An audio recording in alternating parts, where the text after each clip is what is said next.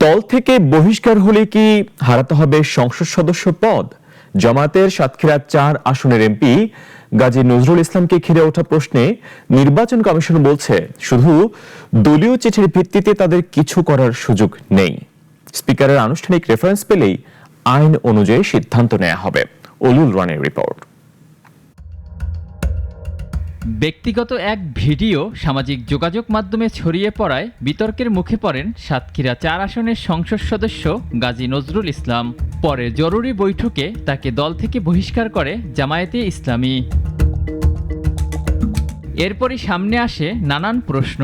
দল থেকে বহিষ্কার হলে সংসদ সদস্য পদ হারাবেন কি তিনি?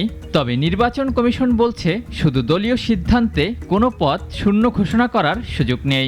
পার্টি থেকে যদি পদত্যাগ করে তাহলে ওনার মেম্বারশিপ চলে যাবে।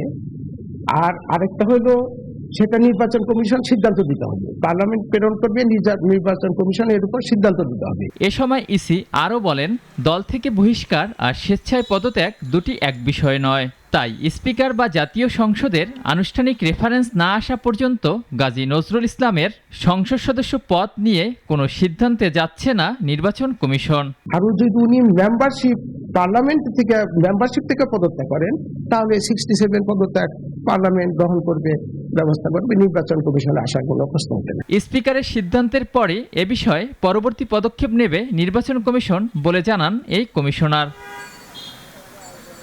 অলিউল রনি, নাগরিক, ঢাকা।